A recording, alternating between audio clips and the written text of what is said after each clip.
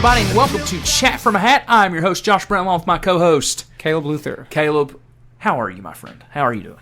I'm good. It was my last day before my vacation. Vacation, all I ever summer vacation wanted. coming in a little late this year, but it's the vacation nonetheless. That's all that we can use of that song, so we don't get copyright striked. Caleb, you know what the funny thing about today is? What? Is that we can use any music that we want from what we're going to talk about today because we technically own it. We could. So they'd probably still be like, excuse me. Excuse me. I was like, we made that. You cannot. Remember when made we that got, music. Remember when we used something on YouTube and we got copyright striked for that? That happens. Remember that? That happens to me with my own music too. We'll talk about that here in a little bit. Caleb, as we always do, we talk about last week's episode first. Last week we got a lot of feedback from people. Sure. Did you have any of it pulled up, or did we just decide that we got a lot of feedback? I tried to, but it just wasn't. It wasn't. The comments disappeared for some reason. I do remember somebody. Yeah, I know some. I do remember one person said, "Well, obviously you could have Castaway on there." Somebody said that. Yeah. I was like, "Dude." I saw that. I saw that. Anyway, we appreciate everybody that's listened. Caleb, by the way, I told you this earlier, but I wanted to put it on the show as well. This is our most downloaded month this month since our beginning of doing this thing, so we appreciate everybody listening and taking the time to download and listen and share and do all that stuff, because it's a big help to us, and it makes us really happy and proud that you all are listening, and gives us motivation to continue to do the show. We're going to do it anyway, even if it's just but anyway, we don't need you, but please. But please, we don't need you, but we need you. But please download it. Please download and share and listen and stream and comment us and tell us how good we are. Ooh, yes, because we like that. We like those pats on the backs. We do. Anyway, that's why we do it. Anyway, Caleb, you said you were going on vacation. You were going to the beach. Is that correct? I'm going to North Myrtle Beach. Monday. Myrtle. I hope there's What's not a lot today? of people. I technically, this episode drops on Monday. Technically, so I'm on the way to the beach by the time you're listening to this. I might listen to this on the way to the beach. It technically drops at midnight, so if you're leaving at midnight... Man, there ain't nobody listening to this at midnight. I know. Probably not. I know there's not. Maybe there's some crazies out there listening to this at midnight. But on top of vacation this past week, I spent a couple days in Charleston for work trainings. You did? And daggone it, I had a ball.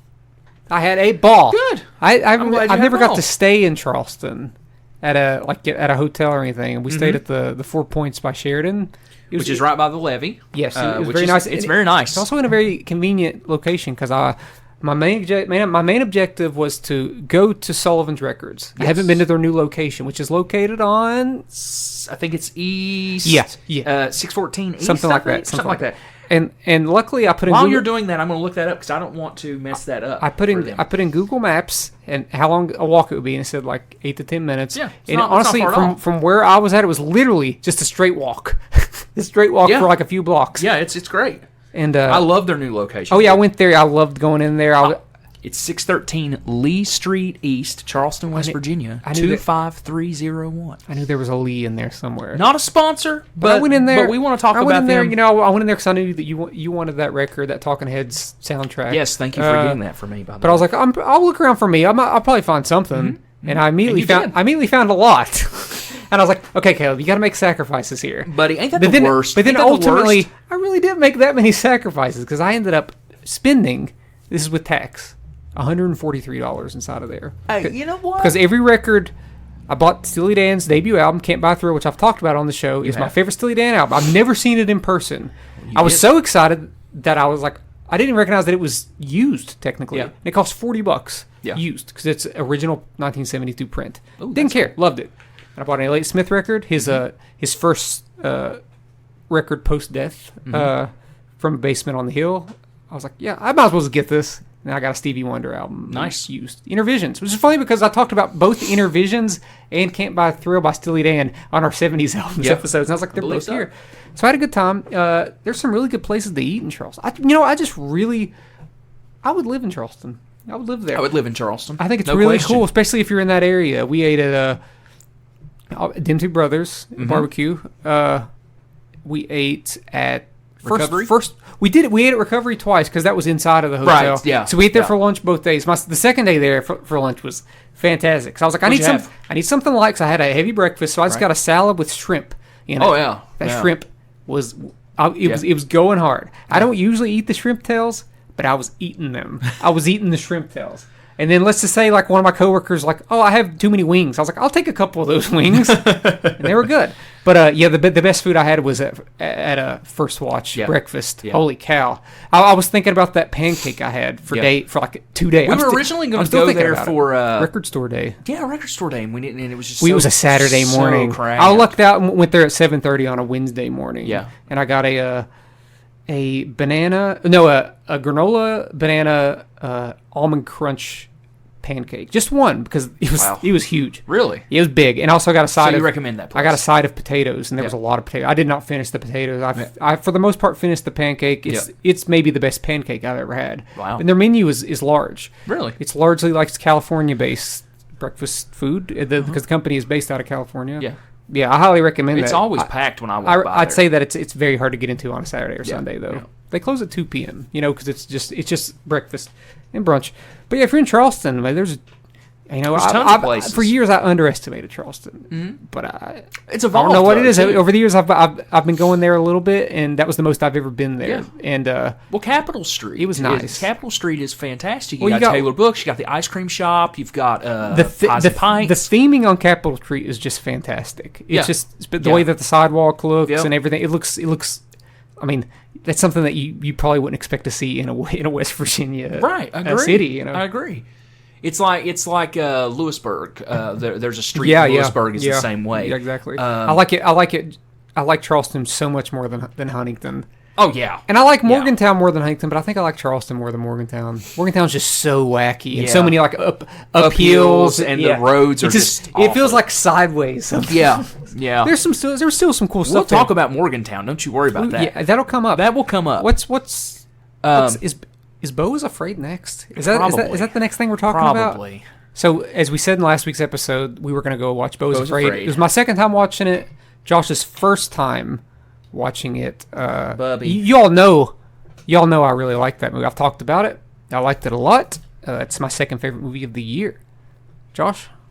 Bub? What did you think of Bo is Afraid? Bub? Because I think it deserves to be talked about because it's one of a kind. Hoofa is all I have to say. Hoofa.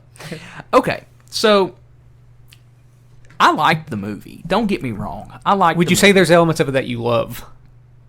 Sure.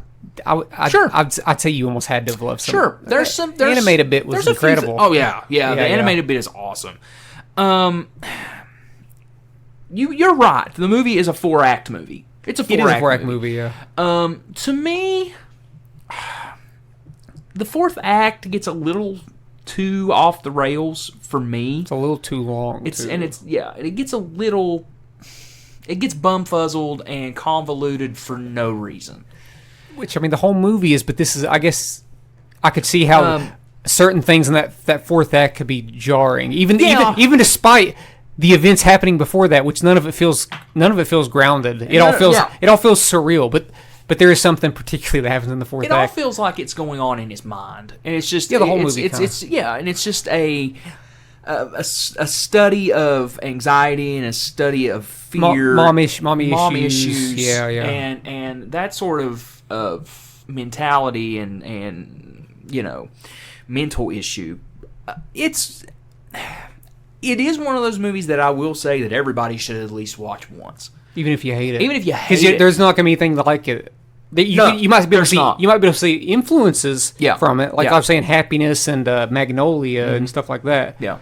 But yeah, there's nothing like it. There is some really funny things in the movie that you shouldn't laugh at. No, by God, you laugh at it. I think the movie's hilarious, especially the first 2 acts. Oh, yeah.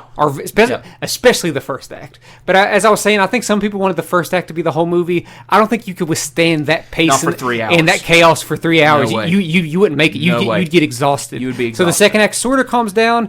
The second act is more structured, but it's still very dark. That's the act that kind of reminds me of Happiness. Mm-hmm. It feels like very uncomfortable after with like Nathan Lane's character. Right. The third act is all like an art film. Yeah. but it's beautiful. third, I think it's that fourth act that's most people's least favorite act. The third act reminds me of a live action, and it's going to sound weird, but almost like a live action stop motion animation movie. Well, a lot of that is stop motion animation. That's what I'm saying. Yeah. And it feels like, to me, when we watched it, it made me think of like a Coraline or a Fantastic Mr. Fox, and when just the way the background was, and the way this was. All of it looks just... Yeah. And it's all like voiceover storytelling. Yeah. It's all just like a voiceover, like explaining everything that's happening visually. So it's kind of... It's like a storybook. Yeah, it's kind of spectacular. Yeah. So I think regardless if you don't love the movie as a whole, you can take out pieces and be like, this part of the movie was fantastic. This was a great short film. But me personally, I loved it all. Yeah. I do think that there's parts in the fourth act that they maybe drag it on a little with the mom stuff. They might drag it on a little bit too. But the thing that you hated, I actually really liked. I just think that I don't want to. I'm not going to spoil it. You know, I love a good weird animatronics. I'll leave it at that. I'll leave it at that. I won't spoil it because I don't want to spoil the movie for anybody because I hate spoiling movies. Yeah. But I think even if you spoil Beau is Afraid, like it's like what? Yeah. then you got to see it. But yeah, we both loved it. Agreed. I mean, I liked it. I thought it was good. You agreed that you agreed that you liked it more than Oppenheimer, if I'm not mistaken. Oh, I did like it better than Oppenheimer. It's way more enjoyable for a 3-hour movie. Yeah. I felt a lot more things in that movie than I did in Oppenheimer. And I liked Oppenheimer, but this was just more of my... I like Ari Aster already. I like him more than Christopher Nolan. There was more, and I'm not saying... even from a surrealist point of view and from a taking the movie for what it is, there is some... If you suffer with anxiety and you suffer with, just a constant mind of just racing of the worst thing that could possibly happen at any single moment, there is some relativity to that. Oh yeah, there's some relatable stuff. A large part of the movie is basically being young and basically putting away the brave side of you and locking that away for your whole life and living in complete and utter chaos and fear and anxiety. That's kind of what the movie's about, and it tells that in different ways through a 4-act structure. It was great. You want to get to the topic though? Caleb, is it time to get into the topic? I think it's time to get to the topic.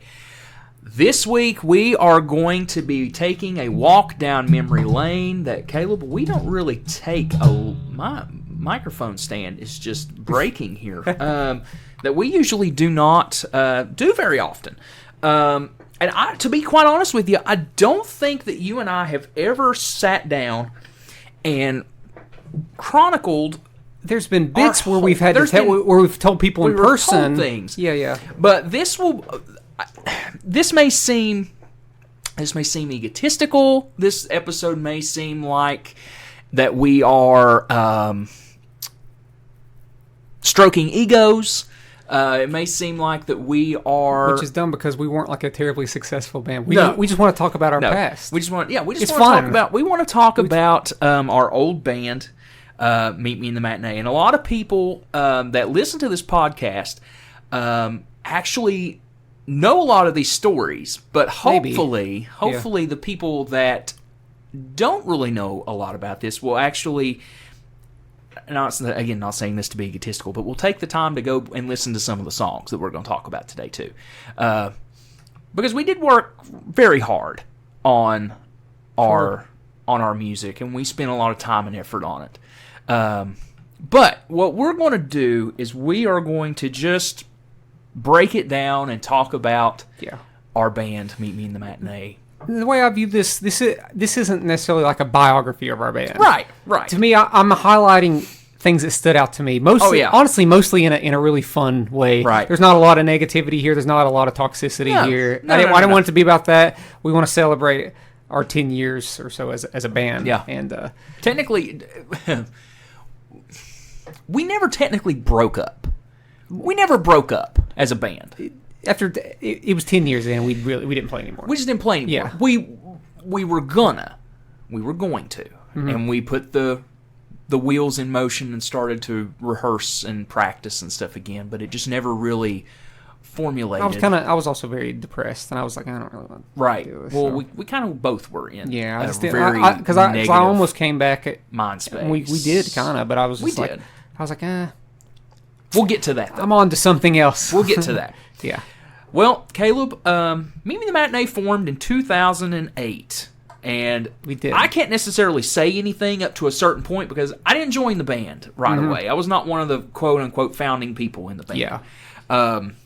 Go ahead. Okay. You take the reins because I don't necessarily have anything to really talk about until about 2009, 2010. It was the second half of my senior year, around springtime, and me and Nathan, who was our drummer, we decided we should start a band. Like, I can play guitar. Like you do. I can play guitar for a while. I don't know if you can play drums, but you got a drum set. I mean, that's how it was, basically. I mean, yeah. He told me he could play like a couple songs, and we're like, well, what's our name gonna be? And I think our original name was it was like a Tribes of Galloway. Tribes of Galloway. I believe this is the first I'm hearing of this, actually. Yeah, and so if I'm not mistaken, that's what it was. But eventually we went around and surveyed, because this is something that an 18-year-old boy does. We went around the school. This is what you do as a 33-year-old man. What are you talking about? No, you would not do this as a 33-year-old. You survey now. No. You survey now. Not like this. It's close. Here's what we did. We had two names, and it might have been Tribes of Galway, and it might have been something else. Okay. But Meet Me in the Matinee was one of them. Okay. And we took those two names, and we basically went around to the pretty girls our senior year and said, "Hey, which one do you like more?" And Meet Me in the Matinee just one-handedly. It just did. One-handedly. So if you were asked in 2008, 2007, 2008, if you liked either what was it again? 18. What was it? I think Tribes of Galloway. Tribes of Galloway or Meet Me in the Matinee. Caleb thought you were attractive. So, hit him up on Facebook. Or Nathan. Hit him up on Instagram. Or Nathan. Or both of us. But, yeah, we did that, and we played our first show. First show. At the senior lock-in. Our senior year. It was a senior lock-in. It took place in our little theater. There was some practice time ahead of time. There is some video footage of this somewhere. I do know that. It's no longer available online because it got took down. But at the time when we look back at the footage, we're like, oh man, we were incredible. We were amazing. In reality, not so much. Right. We might have played like a couple original songs. We played like "Welcome Home" by Cody and Cambria. It was not the "Welcome Home" that you know. It was not. I'd say the closest. There was no bass. I'd say the closest came is that we played "Hear You Me" by Jimmy Eat World, which isn't much. What's Your Name wasn't bad. What's Your Name wasn't bad. What's Your Name wasn't bad. Yeah, we played "Basket Case" by Green Day. It was a lot of Green Day. There's a lot of Green Day. I can't remember what else we played. It was a couple original songs that I never heard from again. We never played again. But it was a perfect first show to play as a band because we were there with our people, our peers, our friends that were there, and they were very supportive of us. They wanted encores. There was another band that played after us. That was a school band. Yeah. And after they got done playing, I remember a couple girls came up to me and was like, "Get up there and play another song." I was like, "Okay, we will." All right, we will. But we weren't that good. I just think they thought it was cool that people in their school was actually playing music, and that was cool. That was very cool of everybody. And the other band playing was cool. It was all just so cool that there was two bands in our school, and we both got to play. Yeah. So that was a great first show. It wasn't a disastrous first show like a lot of people have. Now later in the year, getting down the road. Later in the summer, me and Nathan played. We were just a two-piece, and we played a show at like the Scott High football field for like some sort of thing. Our buddy Foz had played right before that. Yeah, and we played, and Nathan's bass drum broke on the first beat of the song. I believe it was our song "The Deals." Maybe if you remember that song. Oh, I do. It was bad. What's funny? It was a bad show. You know what's funny? Yeah. How many drum heads did Nathan go through where he at least broke them the first song? Yeah. Or he broke them on the last song? Because that's one. The CD release show was 2. Yeah. He broke the front of the drum head when we had Sheldon on the front cover. But we'll get to that too, because there's a lot of... as far as me and Nathan as a two-piece or whatever, if we played other shows, there's no way they were good. We went through a span... That lock-in show for the first almost year was definitely our best show at that time. Yeah. But we did eventually meet a guy named Chris Workman. Okay. Mr. Workman. Chris, Nathan got to know him. I think he came to one of our... We did an acoustic show at the college. And was it the acoustic show at the college, or was it the acoustic show at the? It was at the college, right down the street. It was at the college. Okay. Yeah, we played. Nathan was playing like acoustic bass. Yeah, he was playing. He wasn't great. Acoustic bass. Yeah. But it was something. Yeah. And I remember because Nathan wouldn't play with a pick. I know. I was like, dude, just play with a pick. He's like, no, man, this I got to play with my dad taught me like the. I was like, okay, that's like, fine. but okay, play. I guess you can play bass like a real bass player. I guess, but I don't. I play with the pick. But Chris Berkman was there, and I just remember he looked like Ryan Dunn at the time. He looked like Ryan Dunn now. No, but he had but at the time he just had a bigger beat. I don't know. Okay. But I remember we were about to play "Don't Call Me Peanut" by Bayside, and we said that. Yeah. He was like, "Y'all better be good." So my initial thought was, I don't like this guy. I don't like this guy. But eventually he showed interest in wanting to join the band as bass, and we saw some of his skills, and we're like, yeah. So he joined the bass. I mean, he joined the band. He joined the band on bass. And I remember we played a show at like a Relay for Life on the football field, where we mostly played covers. I remember we played like "Don't Burn 'Em for You" and like "Don't Burn 'Em for You." I'm burning for you, and don't fear the reaper. We were playing. My bad. We were playing "Burn 'Em." We played "Burn 'Em for You" and some other songs. And that was cool. But I like to think our first real show as a band playing our original songs, like our those songs on our first demo album sounds like construction. Which boy does it. Which only some people that actually knew us as a band years later know about. Not many know about that. Yeah. We played a show at like a place called like the Monkey Bar or something like that in Huntington. And it was our first show with like real sound. Yeah. Like a sound guy. We play with metal bands. But there's no footage of that show, and I'm kind of glad because in my head it was terrible. In my head I was like, we were incredible.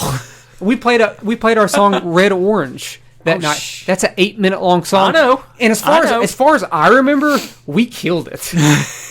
And our friends that were there that went to Marshall said that, Caleb, this is one of the best shows we've ever been to, and I'm sticking to that. I'm sticking to that opinion because was it one of the twins? It was both the twins and a couple of our friends that went to and they said that this was great, and I was like, oh yeah, but it's like you have one good show, and then there's like a bunch of like meaningless, not so great shows. But later that year. We played at Rocktoberfest. It was our first Rocktoberfest in the park, Chief Logan State Park. And we played as a 3-piece. Yep. And we played some Meat Matinee songs, but we also played like a Longview by Green Day and like Mama by My Chemical Romance. And you were there. I was there. That was the first time. That was the first time you watched us. That was the first time you watched us play. We were okay. I thought you did great. Yeah, we thought you did good. We were energetic. We were cool, but. I guess you expressed interest in wanting to join the band. Yeah. Or we asked you? I don't remember. You played keyboard. Really what happened... Okay, so here's what happened. We actually all went to college together. We went to Southern. Except for Chris. Yeah. And I met Nathan first. And I think... Actually, I met you first in 2008. Yeah, that's a whole that's another story. We met at Walmart randomly, and I was like, I don't know this guy. But I remembered you. But... I think, if I'm not mistaken, Nathan and I met through just overhearing about wrestling, I think is what it was. Yeah. And we started talking, we hit it off, we became friendly with each other, and he told me he played in a band. I was like, you hear, I'm in a band, you're like, oh, yeah, okay, sure, whatever. I bought your all's first CD. That's where I first heard you. Sounds like construction. Yes, I bought your first CD. Yeah. That's where I first initially heard you. Yeah. Then I came to Rocktoberfest. Yeah. And Nathan added me on, I think it was MySpace at the time. It was MySpace. Yeah. And he said, hey, add me on MySpace. Let me know what you think. And he's like, be honest with me. Be honest. And I told him, I was like, dude, it's good. It needs mixed a little better. Vocals need to come up. I said... It was ugly, but ambitious, right? But ugly. And I told young band. And I told him, I was like, I can add some keys to this thing for you. Yeah. Because he was like, oh, you play? I was like, yeah. Yeah, there was keys on it, but... It was brief. Right, yeah. Brief stuff, like played by me. Yeah, it was little spotty things. I was like, I could play this. I was like, if you ever want a person to play this stuff, out and about, just let me know. I was like, I don't care. So that's kind of how the ball got rolling for me. And then I came to the show, and I was like, yeah, you guys are... Do you remember your first show with us at the college? Was that your first show with us? First show. It wasn't... I don't know if it was good or not. I'm not saying you were. I'm saying I don't know if we had a good show that show. I think we did. I can't remember. I do remember us playing a college show and it was good, but I don't know if that one was good. Nathan always would talk about me. It was your first. First two songs in, I walked over to him and was like, "So far, so good, huh?"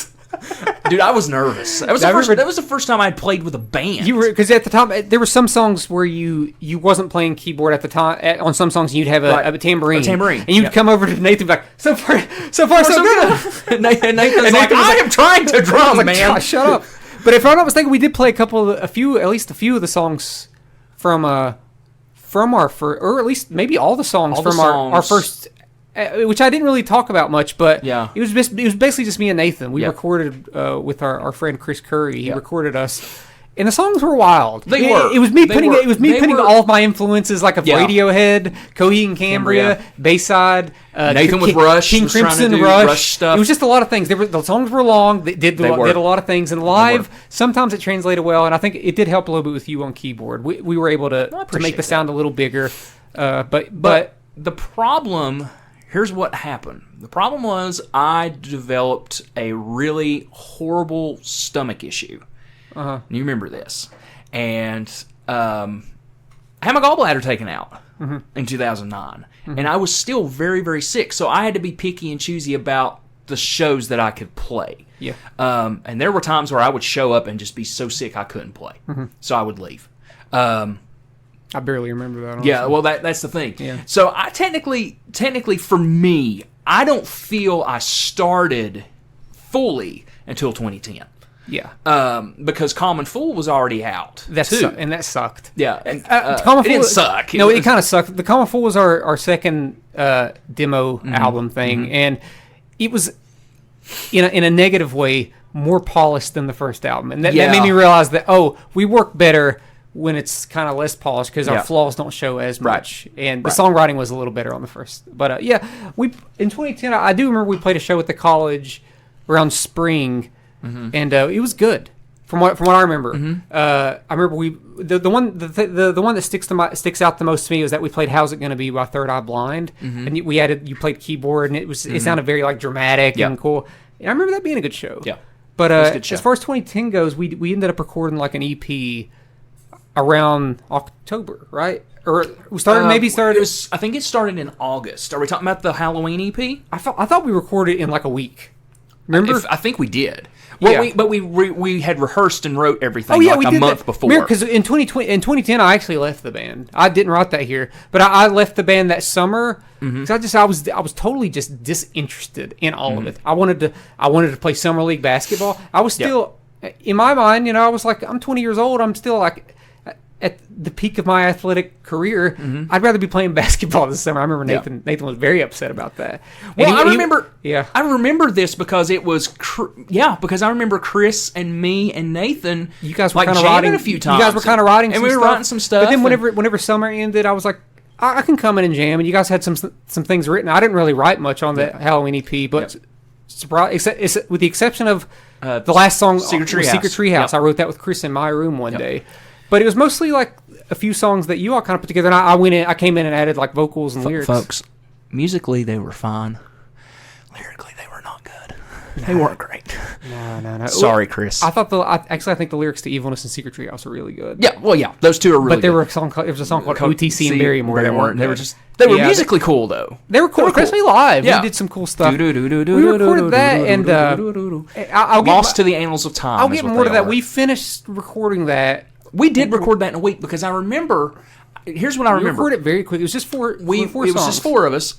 5 of us. No, there's 4 songs though. There's 4 songs. There's 5 of us in the band. There's 5 of us. Yeah. We had a different bass player. Right. Because Chris moved over to guitar. Chris's cousin was playing bass. Right. At the time. Yeah. So we in that time, I believe we went in on a Saturday, recorded. We went in on Monday and recorded. And then we finished it on Thursday. I thought we finished it. Yeah, it was Thursday. Because we finished it on Thursday. We made the CDs on Friday, hand wrote all of the track listings on the CDs and stuff. Because all 4 of us sat down and did that. And then we practiced. And then the world went to... Okay, so now I'm on Rocktoberfest. We're on Rocktoberfest. I have this labeled Rocktoberfest Drama 2010. Because there was drama. Okay, so we were... Obviously, we'd been asked to play Rocktoberfest, and we were going to play. But we were in a good spot on Rocktoberfest too that year. We were on a good spot. Yeah. We were like at the 6 o'clock Yeah. We were on between 5:30 and 6, if I'm not mistaken. So it was peak time. So how did peak this time? So Chris's cousin was playing bass with us at the time, right? And he said, I guess he decided, I don't want to play. I don't want to play. I don't want to play the show. And so I don't. I'm sure Nathan. Wait. No. Back up. Is that what happened? Back up. Or was it Chris? Chris too? No, back up. Our dates are off. Because the Are you whole sure? Yes, because the whole Rocktoberfest drama was about 3 days. I thought it was Thursday, Friday, Saturday. So yeah, that's what I'm saying. 3 days. So it wasn't. I thought it was mostly Friday, Saturday. Honestly, a lot of maybe. I feel like a lot of it was Saturday morning before the show. It was, because I remember I was still in Man at the time, and I was telling Nathan, and I told Nathan, I was like, I'm not leaving my house until I know for sure if we're playing or not. Yeah. I was like, because I'm not going to come and embarrass myself, is what I said. Yeah. And I think it was at like 11 o'clock in the morning, I get a text message from him saying, we're playing, get down here. I'm like, okay, fine. Okay. But what led to this? But what led to this was Chris's cousin did not want to play in the band anymore. And he didn't want to play that show. And we asked Chris if he would be like, if he could move over to bass for this show. For just the show. And Chris was also being very... We were all very young. We were all very... Yes, we were all very young. We were all very young, and we were all very naive. He didn't want to do that. And Chris was like, no. To wit... Okay, so what happened? Okay, so... I'm hearing all this third party. I don't hear anything from Chris. I don't hear anything from Ben. And Nathan is telling me all this stuff because I am literally texting Nathan and messaging Nathan on MySpace and all that stuff saying, what's going on? Keep me informed. Oh, he doesn't want to play. Fuck him. He's going to play. The language. I'm verbatim. I remember saying this. Yeah, I was like, he doesn't need to be a child. He needs to get into the thing and Who play. was you saying this about? I was saying about both of them. Sorry, I love Chris. them both to death. Chris, if you're listening, I love them both to death. Love you. And I told Chris this. Oh, yeah. I told him this. I was like, dude, I was so mad at you. I was like, I told Nathan, I was like, screw him. We'll play as a three-piece. All of us. So let's talk about Anyway. let's talk about Nathan calling the bass player. Oh, God. Oh, God. This is the first of two. So we were leaving. This was first outside of two. a funeral. This was outside of a wake. Nathan Oh, called. my God. Did he really? If I'm not mistaken, he went outside to his car and called him and cussed him No. out in the car and told him, "You're going to play this effing show." I didn't know he did it at a wake. I think so. He I want in my story. gosh. I want to say that he did, but he also might have did it when he got home. But I think he did it outside in the parking lot. Because this band was at the time, but this band was a big deal to us. And we were like, we gotta be successful at this. We gotta play this show. Oh my So it was God. all very, I can't believe it was he all did very that at a stressful. So I wake. remember the night before the Friday before the show. I remember I had to talk to the booker, the guy who booked the show. Yeah. And I was like, man, I'm sorry, but we're not playing the show. It was TJ, right? I talked to Daniel. Daniel. I talked to Daniel, and Okay. I was like, man, I'm sorry, but and I felt like, and I'm sure he was like, I was like, God, this guy's fidgety. Like he's not. I'm like, Yeah. it's like, you gotta. It's like, yeah, you're right to think that. And That we were flaky. and then the morning, I remember I woke up, took a shower, threw up in the shower. I was like, what's happening? Because I kept hearing like conflicting things. Yeah. And then I got confirmation. I heard from Nathan. He was like, Chris picked up Ben. They are playing the show. And they practiced together because the thing is that Ben that hadn't practiced for the Yeah. show. It's like Yeah. he picked him up and they practiced for an hour and he's playing the show. So I had to go back and message Daniel. Hey, and be we're like, back. Like, hey, Daniel, we're playing, okay? And luckily we still went on. we still had a shot. Or we and still I, had a spot. and I remember I got on there and I tried to act like everything was okay. Oh, God. We got the there. front tackle of Meet Me in the Matinee. We got the show, and man, honestly, that was a good I think show. that was one of the more memorable shows we've ever played. With all things considered, we got that whole show on film somewhere, and I remember people thinking that because the way that we choreographed our shows and that show particularly, and how we went about mixing songs and like blending songs and doing like introductions, how you did the introduction. We handled ourselves very well. I remember people there working that show said that you guys were one of my favorite acts of the day. Yeah. Which was a lot because we played a couple of songs that I hate. Yeah. But I think we made it work We with did. the few songs that I really liked, and I thought we put on a good show. Yep. And I don't know how. I don't know how we did that. I don't know how we pulled that show. By all accounts, should have been a disaster. Should have never happened. So that gave me hope as a band. Yeah. I was like, oh, we had like literally basically no practice as a band for at least 4 or 5 days. Yep. We thought that the band was breaking up. We thought everybody was leaving. Oh no, we were not breaking. And we were not. Oh no, we weren't breaking up. I thought we were going to lose a couple people. Well, and there I was throwing up in the shower. I was very nervous. You know, the thing, and I'm going to go ahead and say this now. The thing about our band is that, you know, we did have a lot of different lineups with starting out, especially in the first 3 or 4 years. 3 or 4 years. Yeah. We had a lot of lineup changes. But by the time Real or Fantasy rolled around, we had the core 4. It was us 4. It was us 4 against pretty much the world. Yeah.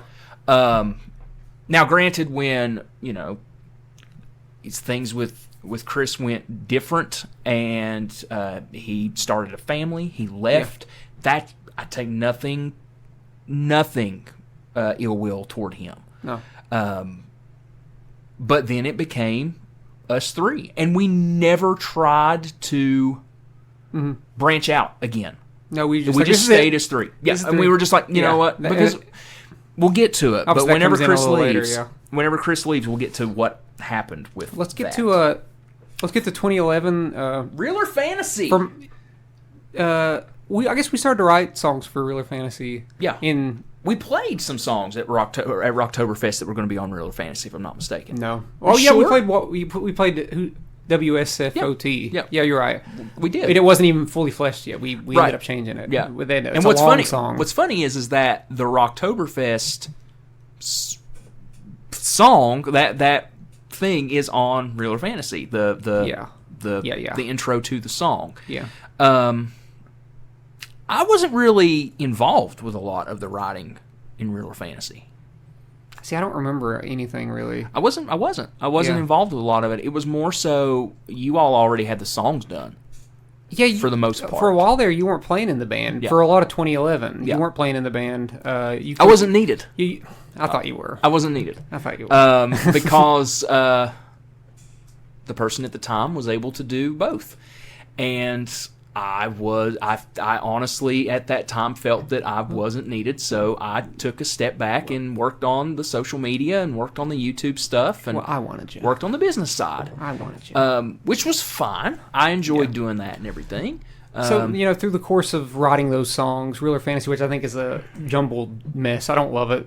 I think it would have been considered our first album because it's the first album that we have that's on streaming. Yeah. Right now, it's still on Spotify, and it's long. It's very long. It's divided into 2 halves. And it's literally we literally had to cut stuff. The second half, the fantasy side is just substantially better than the real side. Real side has some questionable pop rock songs. I wasn't involved in the recording, but I do remember the whole process and the whole thought of going into that record was half the album is radio songs. Yeah.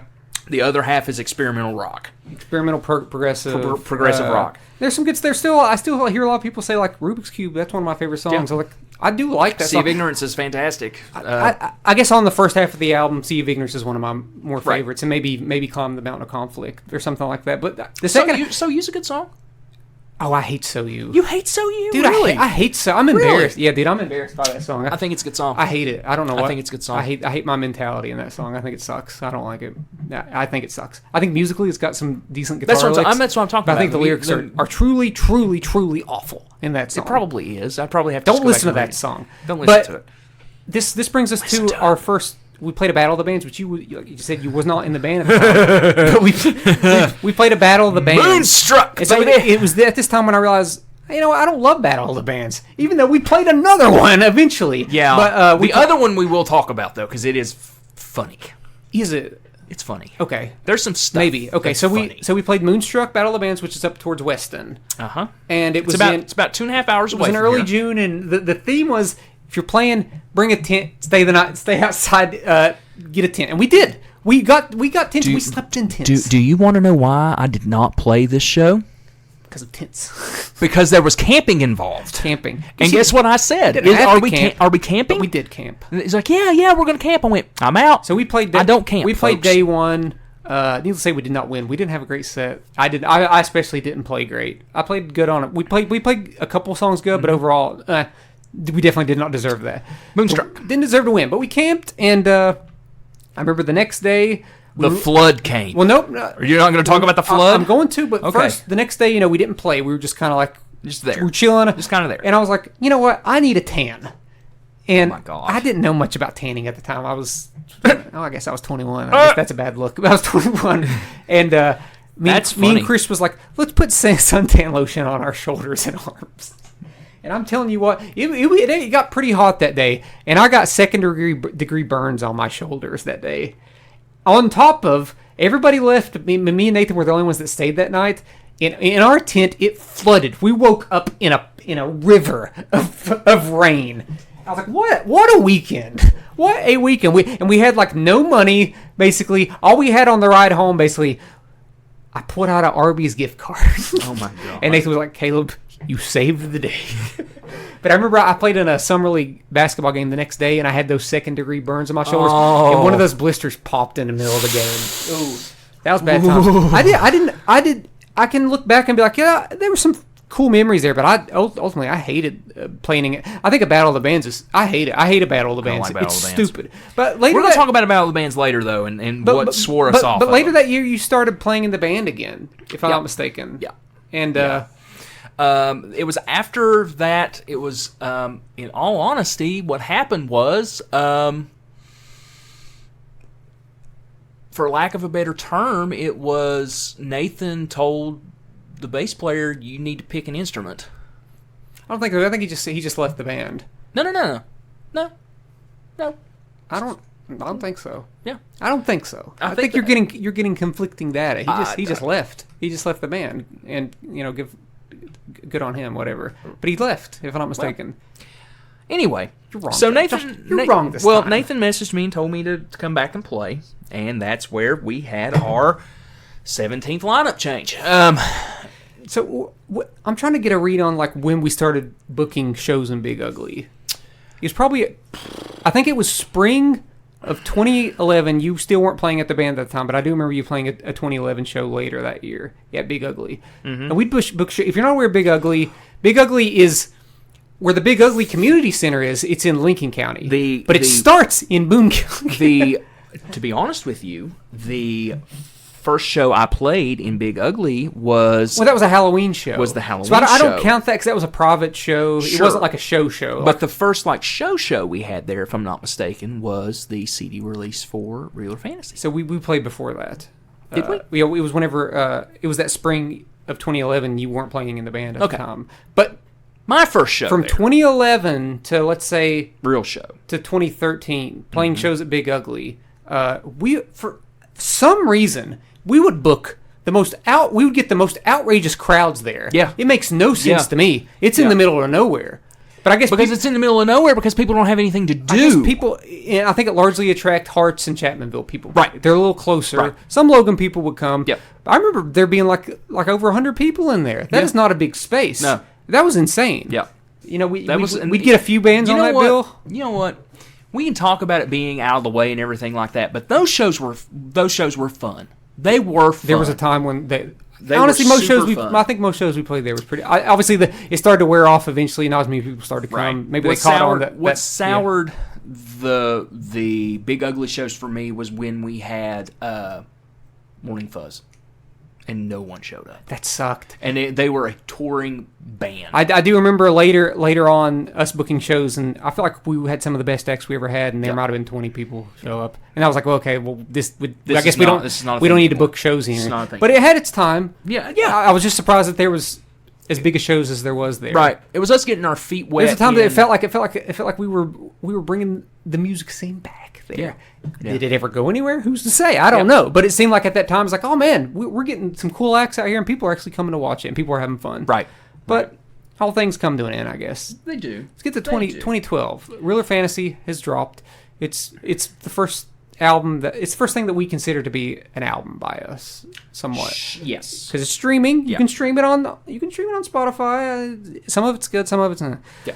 But we were playing more shows. I remember we started playing at a place called Shamrocks in Huntington, which we loved. That's where we met Brian Hensley. Yeah. He was a sound engineer, still is. Yeah. We met him. We Brian. loved him. Yep. Loved him. Fraggle. Maybe our favorite sound engineer, and then he recorded us later. And Shamrocks eventually closed, but I remember us having some great shows. We had some great shows. You know, we filmed a documentary and live show there. We've been together. It's on YouTube, if I'm not mistaken. I believe it is. I think it is. I think it's on YouTube. No, it's on Our YouTube. friend John Atkins put it up there. Which along the way we met our friend John Atkins, who basically followed us on the road and kind of documented us. He was a roadie pretty much. Yeah. He was like He was an honorary member. He was an honorary member of the band. That's we recorded that show at Shamrocks. We'd get some good crowds there in Huntington too. Yep. That was a great place to play. You know, that and the V Club obviously. Yeah, the V Club was eventually in 2012 on another level. We played. We went out. We were going to do a 2-day tour Of Murfreesboro, Murfreesboro, and I believe we were going to do the Murfreesboro, Big Stone Gap, maybe Big Stone Gap, Virginia. Which So we it was had played at Big Stone Gap a couple times. You hadn't, but I don't think so. You hadn't played there. It was just we hadn't played there, but we did end up playing there. we ended up playing at the zero play. It was close to Big Stone Gap. Okay. Yeah. Okay. That was It was around that area. So we did the Murfreesboro, which is in Virginia, right? Correct. No, Murfreesboro was in North Carolina. That's in North Carolina. Yes. Okay, so yes. I need you. I'm fuzzy on this story. Oh God. Okay, here we go. So I'm sure I reacted poorly to everything that happened here at this show. Buddy, I reacted poorly to everything that happened. So, folks, I'm going to try and keep this story as short and sweet as I possibly can because we are already 46 minutes into this episode. But I think these later years are not going to be as long as some of these other ones. We decided that we were going to. Chris Workman booked these shows, if you remember. No, he didn't. Yes, he did. Why? How? Because he booked the shows and then he left the band. He wasn't in the band on this. He booked the shows and left the band. Yeah. Which he came back eventually. But yeah, I didn't know he booked the shows, left the band. God, Chris, that's Nathan's words. Chris, if you're listening, you were getting the third degree on this episode. Nathan took, because I asked Nathan, I said, "What? How did this happen?" He goes, "Hey, Chris Workman booked the shows and then he left the band." I was like, "We couldn't have canceled." That was me. We couldn't cancel. Anyway, I'm all for cancellation. So we had a 3-day trek. We were going to go to Murfreesboro, play a show. We were going to stay the night, and then come back and play a show in Big Stone Gap. Well, we get to Murfreesboro, North Carolina, which is pretty much the middle of nowhere. Yeah. And we were going to play a coffee shop. The coffee shop, I don't even remember the name of the coffee shop. It's not important. So we spend 2 vehicles. Nathan took his dad's truck. I took my Chevy Impala. They were both loaded down with equipment. You rode with me. Mm-hmm. Derek Bowen rode with Nathan. Our bass player at the time, yeah. So what happened is that we get down to Murfreesboro, which, Caleb, if you want to look up how far Murfreesboro is from us, I think it's about 5.5, 6 hours. Maybe, yeah. So we'll say this much. The only good thing to come out of this trip was my discovery of Jimmy Eat World. Yeah. That's which the we only talked thing. about, but yeah, that's when that is the only thing. I made a CD. I made a mixed CD, and we listened to that, and you got into Jimmy Eat World. Yeah. All right, that's the only saving grace of the story. But that was on the way back. That was the most part. No, that was on the way down. Okay, and on the way back. Yeah, because that was the only thing we kept killed us it going. both times. Yeah. Anyway, so we get to Murfreesboro, and this place is not open. Oh, it was not open. We waited a while. We waited about 2.5, 3 hours waiting for these people. So in the span of that happening, Nathan had to have a lamp. For the merch. We had to have a table lamp. So we went to... There was like an outlet mall. There was a little outlet mini mall. Yeah. It was dark. Couldn't see. Yeah. Nathan takes a left.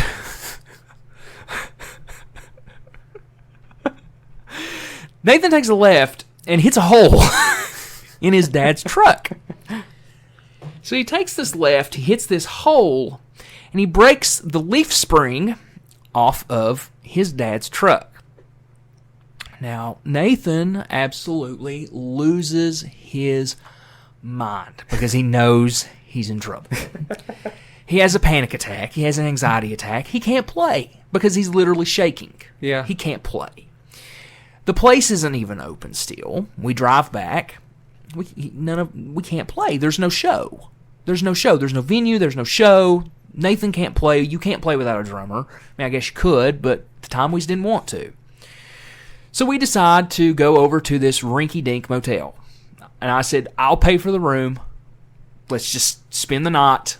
We'll leave first thing in the morning. I said, as long as the truck is drivable and we can get home, fine. So we go over to this rinky-dink motel. God bless the tenant. He can't speak English. I can't communicate with him. I just say one room. That's all I need. Mm-hmm. Give him my card. Pay for the room. We go into the room. There is blood on the walls of this place, folks. There is blood on the walls. It looks like somebody is about to come in through a side door at any moment with a chainsaw and just bludgeon all of us. Not a knock on this place. I'm sure it was nice. I mean, we slept on top of the covers. Yeah. And the bathroom was so molded that you couldn't breathe when you walked in. Mm-hmm. But, long story short, the next day we get up. We get ready to leave. We stop at a gas station. Now, the hotel is literally 50 feet from the venue, so we didn't have a lot of time to get really moving and grooving. Yeah. We drive about an hour away. Once we get about an hour away from Murfreesboro, we didn't even bother to try and go to Big Stone Gap. Yeah. It was more so because of the truck, yeah. and Nathan's dad pretty much said, "Bring my truck home." Yeah. Which is fine. By that time, we were over it. You're like leaving out an important detail about the show that we didn't play. Is that I don't think you said this, or did you? What? Was I just not paying it? What? Well, eventually, the owner did come. The owner showed up. Did you say this? No. The owner showed up, and we had to make a decision. And I'm pretty sure the vote was we didn't want to play. No, we were like, no. And I was like, I don't want to be the one to say it, Nathan. You tell him. Yeah. I didn't want to play. I just felt very depressed about the whole thing. It was just I don't know what it was. I just felt depressed. But yeah, the next we headed back. The next day we're heading back. We stop at a gas station. The broken leaf spring part rubbed Nathan's back tire to the point where it pops the tire. I don't remember this. You don't remember this? Not really, no. A good thing that you don't. Oh, there's video. And I still have the videos. Because we decided, you and I, that we were going to video diary this whole thing. Oh, yeah, that is true. Yeah. They're probably not great, but yeah. I don't know, because they were filmed on like an iPhone 3 or something like that. But anyway, so we had to stop for about an hour and a half and wait on AAA to come and put a brand new tire on Nathan's truck. Yeah. He also had to break the rest of the leaf spring off so it wouldn't rub the back of the car. Uh-huh. So we get home. I don't even remember what time we got home. The rest of that was a blur. I remember one more thing.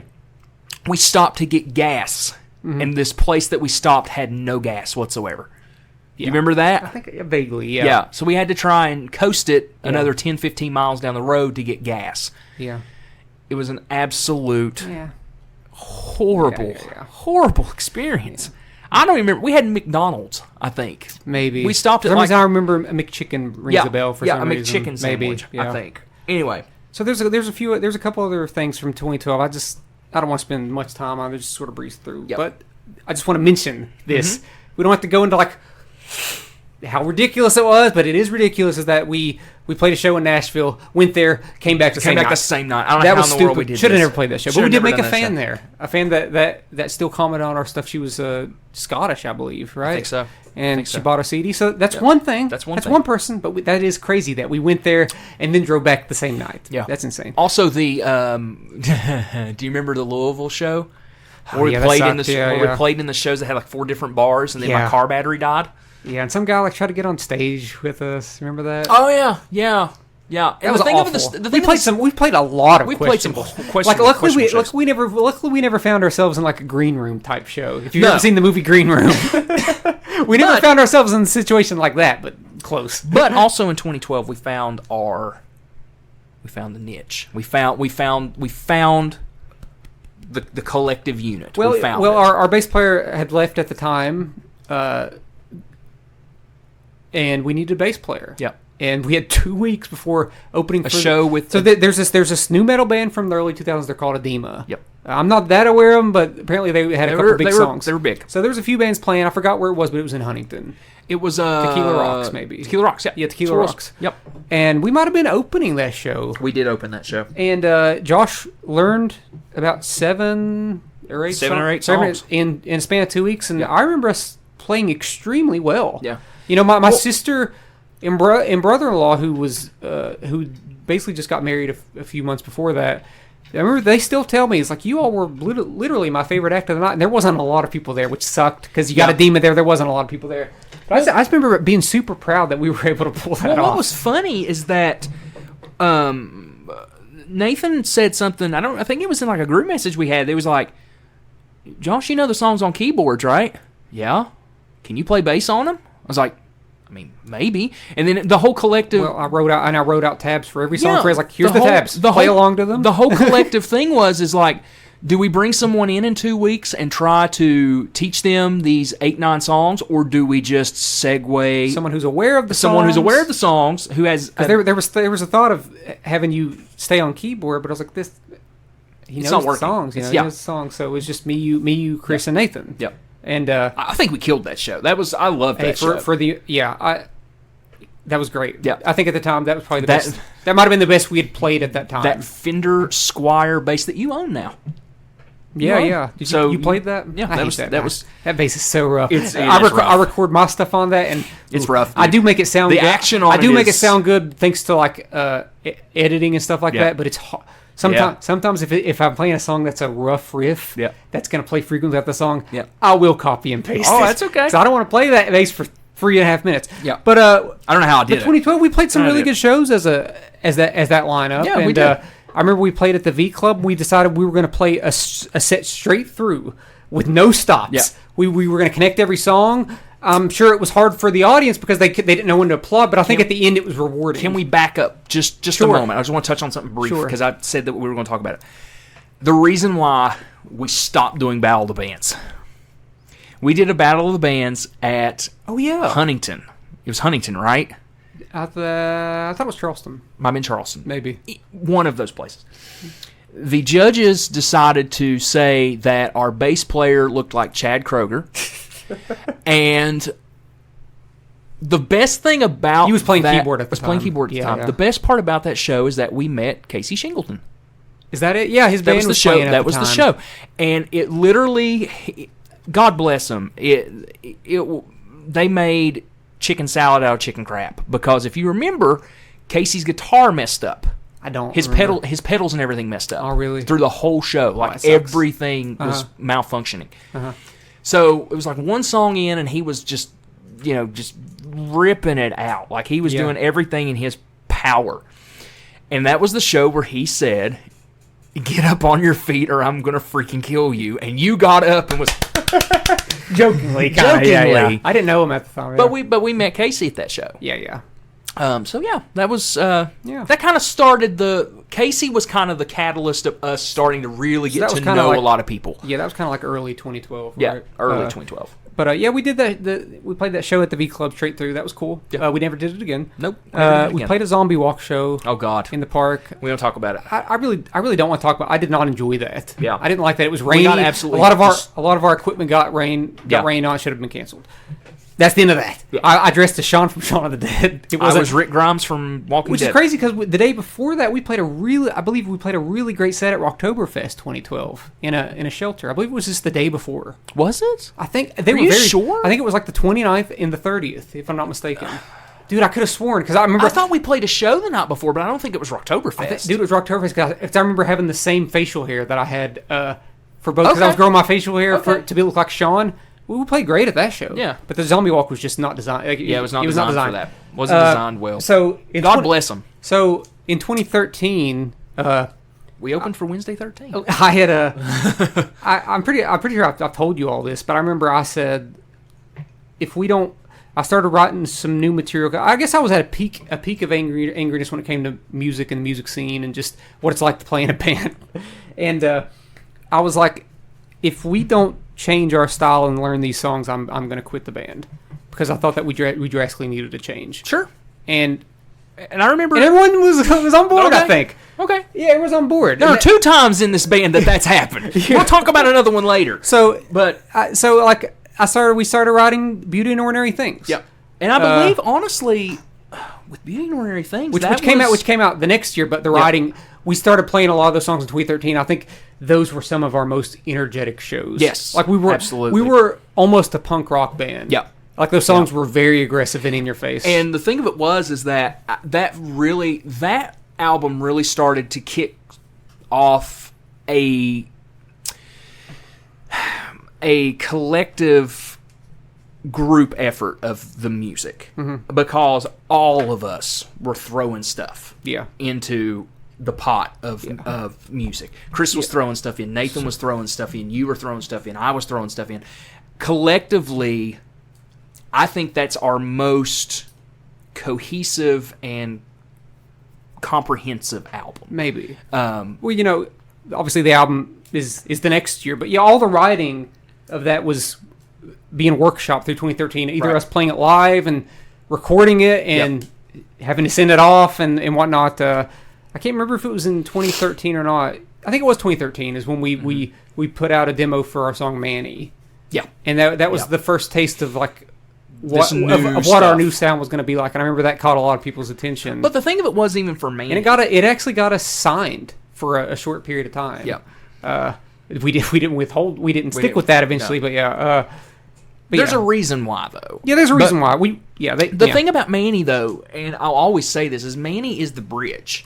It's the bridge that built from the old stuff, the old prog rock-ish stuff, to what Beauty and Ordinary Things was. Well, what is at the time I was listening to?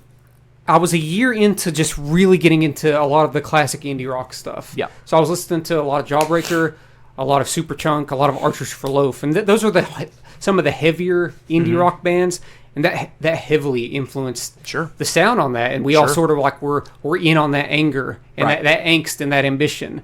And we played some great shows. We got to open for Wednesday 13, a horror punk band at the Beat Club, which was bizarre. But we had such a good time playing. I remember we made some fans. We played great. We played energetic. I remember Chris was losing his mind on Headbox.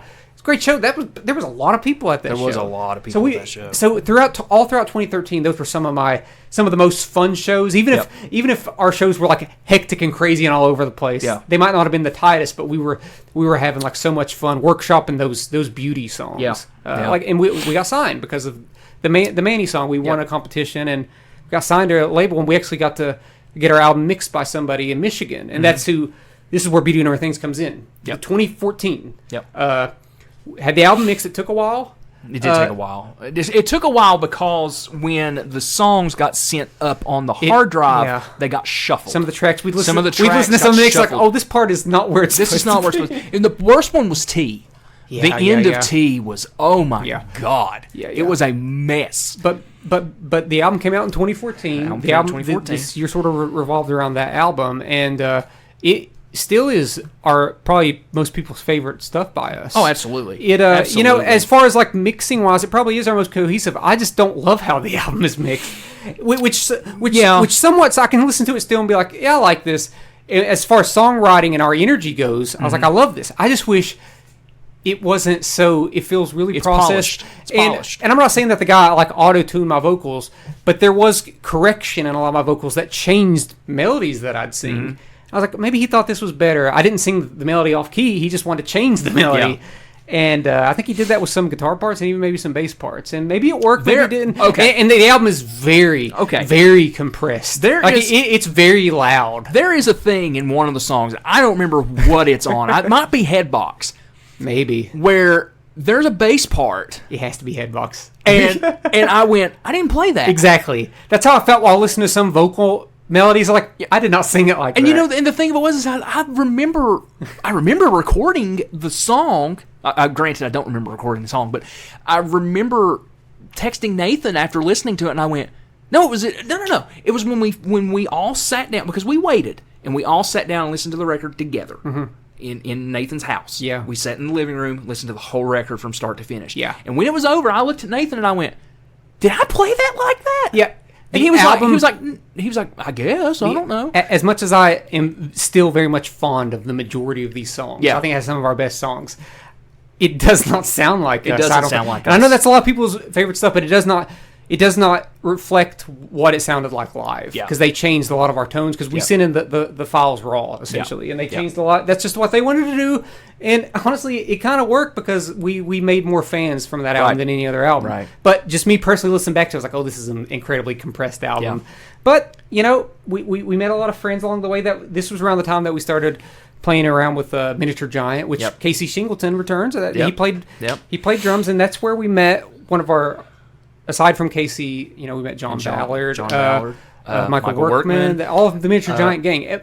We also met one of I think Sheldon too. Sheldon and we obviously we knew Foz, but we met a guy that I think is maybe the heart and soul of. Real quick, do you remember that time you got electrocuted? Yeah, at one of those local shows. We were playing with the Big Bad. That sucked. It was Foz too. Oh, it was Foz, us, and then Big Bad. I touched that mic, and you touched that mic, and I got shocked too.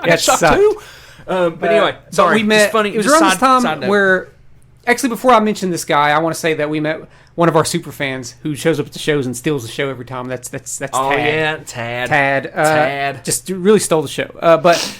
Oh, Tad. It was here where we discovered, I believe the venue had just opened, and maybe in 2014, that's the Cartriff in Crosslanes, who was primarily booked and ran by our friend John Poole, who I think is one of in the basement of a church. Yeah, I think he's one of the most talented musicians in West Virginia. Actually, just one of the most talented musicians I know. No question. Good friend. I think he's the backbone of the music scene here. He's in so many musical acts. That is no exaggeration. I will sit here until my dying breath and say the most important person in the West Virginia music scene, especially in Charleston, Huntington, all the surrounding southern areas, is John Poole. No doubt. I don't care if that makes you mad and that insults you. Then you need to work harder than John Poole. For real. Like he's awesome. So we were love the man. We loved every show we ever played at Cartriff. And absolutely. I think we played our first show there and maybe later, after Beauty and Everything's came out in fall of 2014. Yep. We played a lot more shows there until it ultimately closed. But we also in 2014 at the V Club that fall we opened for Hawthorne Heights. Yep. And I remember we played a Weezer El Scorcho cover, and I remember some guy just lost his mind. Oh, he did. He was like, "You guys were the best band." He did. It's like, "Sir, were we better than Hawthorne Heights? Check yourself." Were we? But I mean, that was always cool. We got to open for Edema, Wednesday 13, Hawthorne Heights. Yep. Cool. Yep. Going into 2015, still sort of like going off the semi success of Beauty made 2015 our biggest year as a band. Oh, absolutely. Because I don't know if that because of Beauty or Anything's us turning that in to try to get on Live on the Levee. That album got us on Live on the Levee. Yeah. But before Live on the Levee came, we became good friends with a band out of Morgantown called False Pterodactyl. Oh yeah, we went on a mini tour with them in Ohio. Yeah. And I had a blast. Even though there wasn't big turnouts at any of the shows, I had a blast with those guys. We played Akron, Columbus, and Cleveland. And with the least amount of people being at the Cleveland show, I think, or Columbus. The Akron show wasn't bad. There was 30 people at that show. The Cleveland show was the one that was pretty blackluster. Yeah. We did get to go to the Rock and Roll Hall of Fame, though. That was cool. We got him for free, too, because we told him we were in a band and we gave him our CDs. That was a lot of fun. But I had so much fun with I'm glad. I always wanted to be friends with those guys because ever since I heard them, I was like, this is my favorite West Virginia band. Yeah. That was the one band I was like, they're so good. I'm legitimately jealous of what sounds they were able to make. And I was just so glad we were able to befriend them. How a acoustic guitar made that kind of sound and a drum kit. It was a guy an acoustic guitar and a drummer, and he would use multi effects on his drum. He would play through a bass amp and a guitar amp. Yep. And some of those songs were just like, I wish I could. But yeah, we had a really good time with them on that little Ohio tour. And you all had a good time. I had to dry out a bass case, if you remember. No, you don't remember that? No. Okay, so the show that we played in Columbus, where we were downstairs, was it Columbus? Akron was the one where we were kind of tucked away in the back, right? Mm-hmm. In the basement. Yeah. In Columbus, the next night, we were kind of in the middle of the city, but. We were still downstairs in the basement. Yeah, I believe so. The guy, I had my bass case sitting and it was open, and he dropped a beer in my bass case. I remember this. Okay. I remember this. That bass case still reeks of beer. I remember that. That was 15 years ago. Yeah. Not 15 years ago, but it was close. But 10 years ago. We had a good time. It was 2015. Not too long after that, we come back to West Virginia, and we were getting prepared for Live on the Levee. Yeah. But I believe maybe the week before, we basically had a practice Live on the Levee show at the V Club in Huntington. Yes, and we played the exact same set. And I'm telling you this much right now, Josh. It's the best show we ever played. To this day, I think that is the best show we've ever played. And there's a little bit of footage. I believe our friend Howard Hill has got some footage of us playing our song Patricia, maybe Manny. I don't know. But I just remember thinking, wow, we killed it. And it was basically the same exact set we were going to play. Yep. Maybe a little bit shorter because we initially had a longer set at the Levee. Yeah, but we initially had an hour at the Levee. Well, we'll get to that. I just remember that V Club show. Yeah, great, and we had great friends there. I believe Casey might have been there, Howard was there, John Poole might have been there. Yeah. But Live on the Levee happened in late May. We had one of the first, maybe the first or the second weekend. We of were Live one on of the Levee. first weekends. We played, and it was a very distraughtful day to begin with. Yeah, it was so fun, and we were getting ready, and everything was. We were ready. We were set up. We had sound checked. We were ready to go. At the time was not in the band, but we brought him back. Yep. He was going to play the last third of the show with us. Yep. And that was going to be a lot of fun. We had practiced for it. We're ready. They gave us an hour, so we were there. We were set up. We were ready to go. And then the rain came. The monsoon came. All of our equipment was on stage. Like, we got to cover this stuff. We got to cover the stuff up. And bless the Levee. They had everything ready to go in case of rain. Yeah, it was nothing solid. Messed up. None of our equipment messed up. They were ready to go. Oh, yeah. But the problem is that the rain started right before we were supposed to play. So we didn't even know we was going to get to play or not. Yeah, that sucks. So, bless the city of Charleston. Bless the city of Charleston and the people that do Live on the Levee. Yeah. Because they came up to us, and we were like, are we going to get to play at all? Or do we just need to take our stuff off the stage?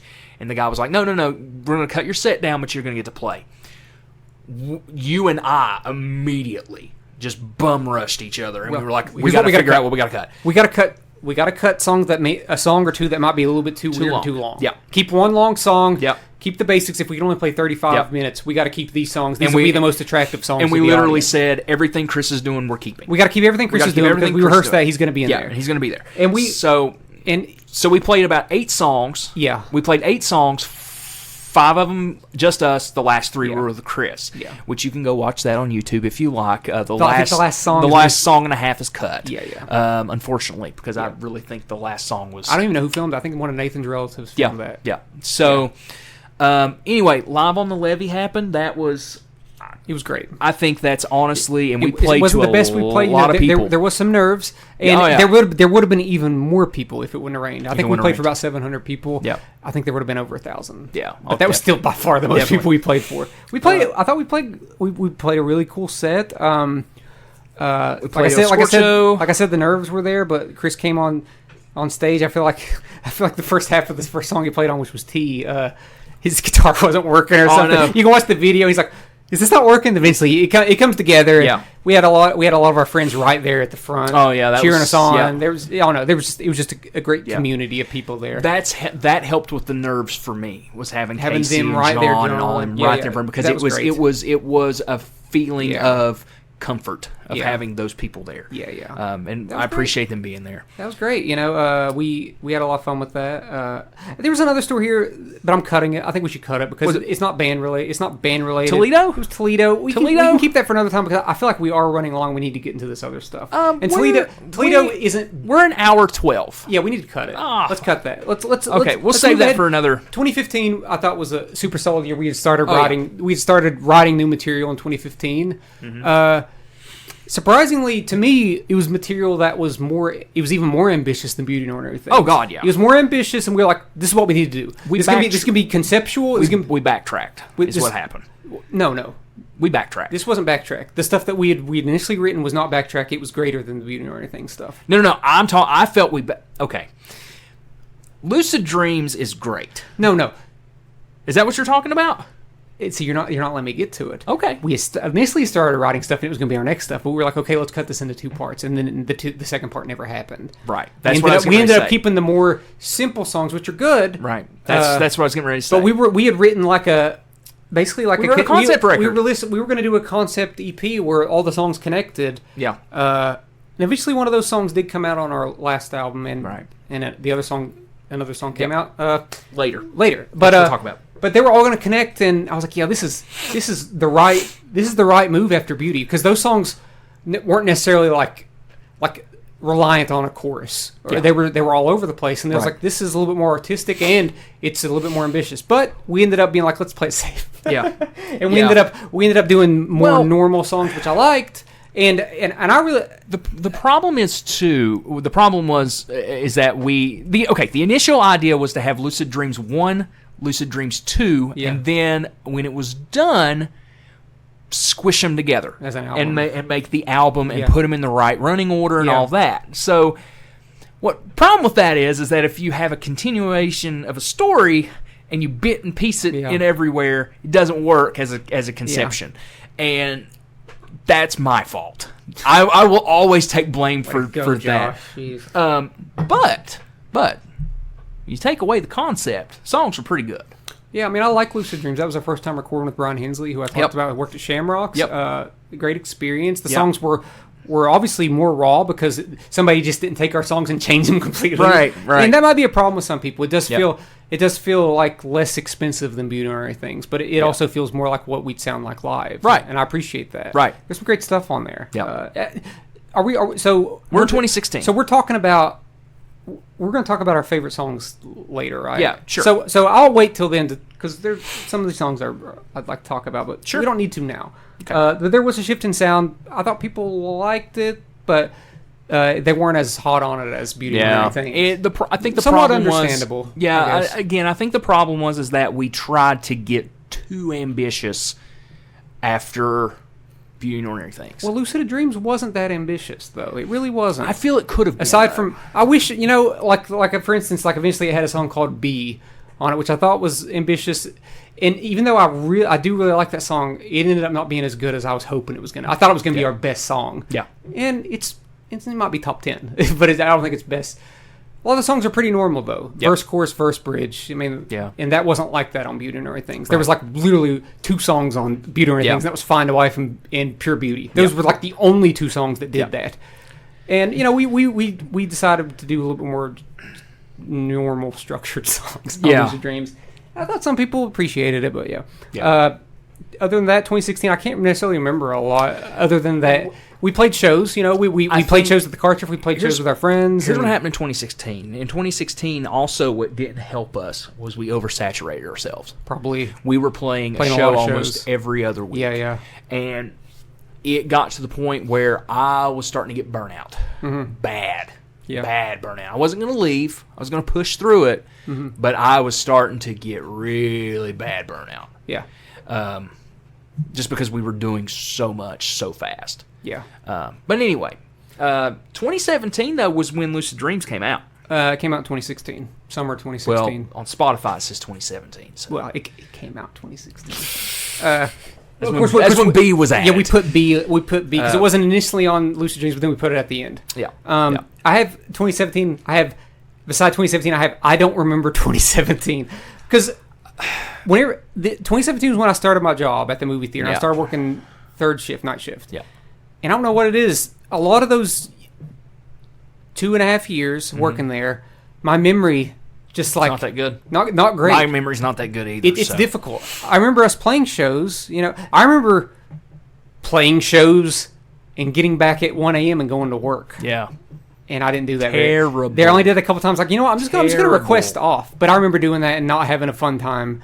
And I don't know. I guess I stopped having as much fun. But we still started to write. We were still writing stuff and still trying to grow as a band. Well, and I thought we wrote some really, really interesting and cool stuff throughout 2017. What happened was, I pretty much remember saying that I want to write some rock songs. Is what I want to write. It's like, I don't want to do this concept. You don't remember this conversation? Not really. Okay. I don't remember 2017 besides 2017. So we were in the rehearsal space, which was Nathan's garage. Uh-huh. And we were doing something. I don't remember what song we were working on, but it ended up we never did anything with it. I don't remember what it was. There was a couple. There was a couple of songs. Yeah, and I wish we could have, but it was just didn't too work. hard. It wasn't gonna work. Yeah. And I just remember going and looking at you all and like, can we just write some rock songs? Can we just play some rock songs? And I remember looking at you and be like, you need to know your and place, sir. Well, I mean, you looked at me and you pretty much looked at me and you was like, this is what we're writing. And I was like, no. I was like, I want to write some straightforward verse, chorus songs. How dare you defy me? Oh, I know. Just for the record, I want leader of the band. I want to make this very clear. As playing in a band, and why I'll probably likely never play in a band again. I was probably Caleb is a control freak. I was folks. probably awful to play with a band in. You weren't. There was times where I was cool, but I don't know. I don't think probably a you were little bad. controlling, but I think. But in 2017, I don't remember it, so I'm not taking. Okay. You weren't controlling. I would never say that you were controlling. Why can't everyone just let me be a puppet master? No, I think what it was is that you were the main songwriter of the group. You were the main songwriter of the group, and you had a vision of what your song should be. Now, there was a lot of times when... And the vision never happened. It should have happened on Beauty and Ordinary Things, but then they changed it. But the thing of it is like, especially around 2016, 2017, 2018, when we were doing Lucid Dreams and the final EP, LP, whatever it is, Spotify wants to call it, that was the most collaborative that you and I were. Yeah, it was. And that was a lot of fun. It was fun.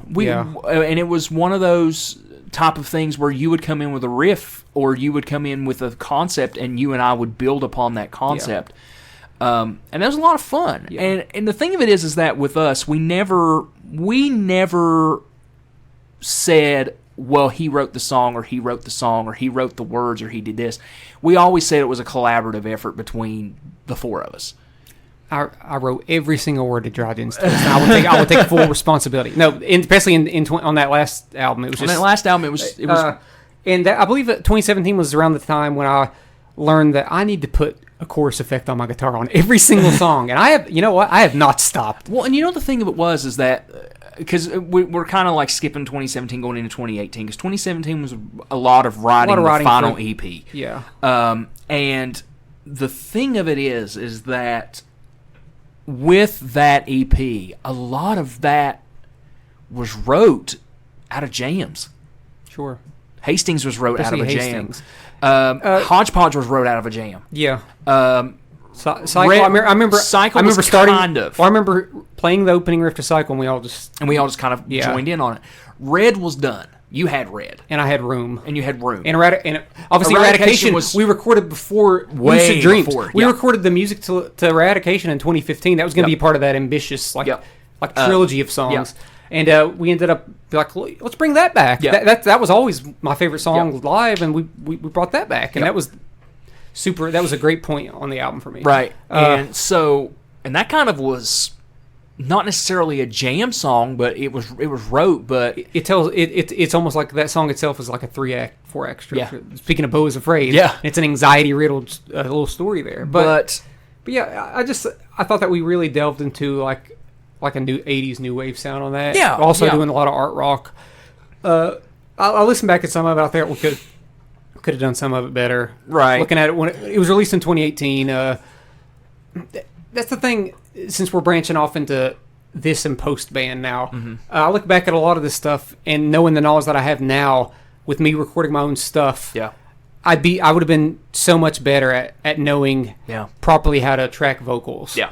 Because the vocals are fine on these songs, but I'm looking at the stuff I track now, and I'm like, I've got to make these vocals basically perfection. Yeah. Because I want them to stand out. Yeah. And I want the music to stand out, and I have all the time in the world because I have my room as a recording studio. Yeah. And it's hard to do that when you're recording with a band. Right. Is that you don't have all the time. You're like, well, I got a budget here. We got to spend this amount of money. And sometimes some things do feel slightly rushed. But that's also that's also part of the thrill of being in a band. The EP honestly was recorded rather quickly, if I'm not mistaken. We got the EP recorded in 5 sessions? Roughly? Maybe. It wasn't long. Well, no, that's not true because we had released Cycle the previous summer, in 2017 Okay. as a single. Yeah. So that part of it was, but I remember going back in early 2018 and really finishing it up Yeah. and then releasing it in like late March 2018. Well, late March 2018 was the last EP. Our last show as a band was May the 19th of 2018. You can listen to that show. You can listen to that show on Bandcamp. I regret so many things about that show. I regret using a vocal pedal because it made it Which was also recorded by Brian. Yeah, it made it hell probably on Brian to properly mix that because that vocal pedal is a nightmare. It really because the vocal pedal picks up so much that it picked up a lot of Nathan's cymbals. In our defense, though, we didn't really expect that to be the last. Yeah, we didn't expect. Show. We were just recording it. We were recording it as yeah. Because again, me and my big brain was let's do the record and then do a live version of the record and then just boom, we've got stuff that we can release to bridge the gap between the next record and the EP. Again, that's me. I'm always thinking bigger than what it should be, and that's my fault. Yeah. But after that, Nathan ended up having a child, and we started to get the ball rolling again to play in late or early 2019, wasn't it? It was late 2019, like late summer, early fall, and we had rehearsed some songs. I think the rehearsals went fine. There's some video footage of it somewhere. But then 2021, that kind of threw a monkey wrench in everything. To be fair, even though I enjoyed the rehearsal, I was still like, I'm not sure if I want to do this. Because in 2018, I was checked out. I didn't want to play. I just didn't want to play. We were burnt out. I didn't want to play anymore. We were burnt out. You see, and it sucks. It's part. I know it shouldn't be, but it's partially because we do so much and play a lot of shows and try really hard, and you don't see a lot of a result from it anymore. Right. The peak was 2015. Yeah, I'm like, there's not much here. I don't think. We honestly were. I think for you and I, we're honestly. We had the conversation. I was over it. We had the conversation of what else. What is there left to do? Yeah. I remember us having that through text message, but we also had it face to face, heart to heart, and it wasn't anything of. It wasn't any malice toward anybody or anything like that. It literally, like you said, it was what else can we do? Yeah. It feels like we are just spinning wheels. Yeah. And there's one thing if you're in a band, there's one thing you don't want to do is sit and spin your wheels. It's got to be. You can't be like a job, or it's got to be fun always. It's got to be fun. Yeah, and I wasn't. And we weren't having fun. We were having fun. It's the thing. We were having fun playing. We were having fun hanging with each other and playing and doing that stuff. Sure. But there was no result coming from it. Yeah. I'll be honest. If I'm thinking really hard about 2017, 2018, I didn't have a lot of fun at many of those shows. If I'm being honest with you, I don't know. It's probably because I was working. Because early on in our career, I had the delusion that I'm going to play music for a living. Yeah. Like a young aspiring musician. I didn't have a job really, and I was like, this is my job. Like we're going to do this. And like you learn that once you get a job, you're like, oh, like I'm delusional about a lot of things. And it's good to have delusion. I still live my day-to-day life with a sense of delusion. I think that's good to have. Yeah. But with this, I obviously broke out of that. So. And also what kind of threw us all into a kind of a whirlwind tailspin was COVID. Yeah, I mean... COVID happened. I was recording stuff. I was in a state of delusion with COVID because I was even recording stuff early on with COVID, putting out stuff that isn't that good, and that which leads ultimately, like when you start recording your own stuff, you just kind of get better. You get the more you practice stuff, just like playing in a band, you get better the more you practice. And me learning more and more about like what makes something sound good, what do you pan to the right, what do you pan to the left when you're recording. And I've released a lot of stuff, and I feel like everything that I do kind of gets a little better because the more you do it, the more you learn. Right. And I've had a really good time. And I think that a lot of my stuff, I have an easier time listening to it than listening to the Meet Me in the Matinee stuff because I know that I had all the time in the world to work on this, and I went crazy. I went crazy mixing this, whereas the Meet Me Matinee stuff I wasn't mixing. And it's like, oh, that really wasn't on me. It still sounds good, but I know more about this. The downfall is that I don't see this stuff. I don't get to see any of this stuff played out live. Yeah. And I don't get to see that enjoyment of playing in a band. Yeah. Which my dream now is I've been thinking about it for years, but I every time like I'll get like a little like lightning bolt in my head, be like, Caleb, you need to do this. This is what you got to do, and that is to make a show and have some pre-recorded instruments, primarily drums and maybe some keys, and play along with the guitar. Have you play bass and play in these songs that I've been doing now live, so that we could play live shows. I mean, because I just want to play live shows. I realize that maybe some people would view that as, well, it's not all the way live. It's like, what is anymore? Come on. That's true. And That's it true. would still be cool because we'd be playing some sick bass parts and some sick guitar parts, and it would be playing live. Yeah. It's just a matter of working all that stuff out. Yeah. We played an acoustic show together last year. We had a lot of fun. We played some Meet Me Matinee songs. Yep. And we played some of my songs. We played a whole entire Jimmy Eat World section of songs. But I just don't play very much. I play like once a year. Yeah. And I'm not like heartbroken over that, but sometimes like you're like, oh man, I used to play like 30 to 40 times a year. Yeah. So it's like that's true. That's the one sign. That is true. We really Played a went lot. hard in the paint there for a little I'd while. say we played about over 50 times a year one time. Oh yeah. Probably right. That was 2014, probably, 2015, yeah, 2016.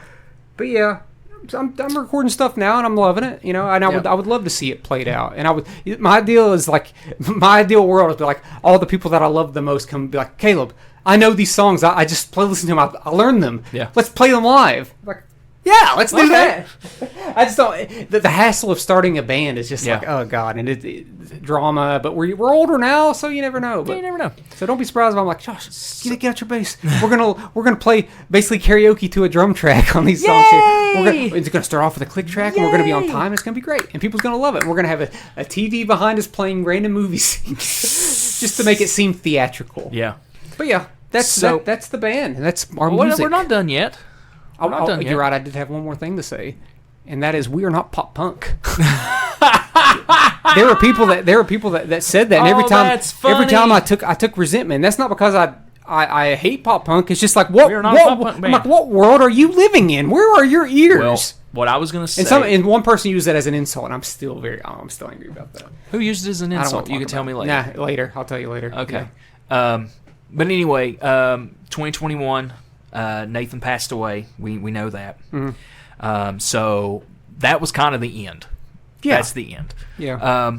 But 2022, you went back and finished. Well, I'd been recording. I just put out in 2021. I'd put out, I think, at the time, the best thing that I'd ever done, recording myself an album, and I was like, I'm decent at this. Yeah. I was like, let's get some of these tracks we recorded in 2015 for that like trilogy of songs. Because we know that Brian has the drum tracks and the bass tracks. The guitar tracks we never recorded, the vocals we never recorded. Yeah. Let me see if he has these. And there were two songs, The Teachings and Momentary Ravage of Innocence. Mm-hmm. And I took those. The Teachings as a whole was a 7-minute long song, and I just could not make the whole thing work. Yeah. So I cut it to where it was an instrumental at the very end, our jam band. And I connected the two songs, because Momentary Ravage of Innocence, you all killed it. Yep. I don't know.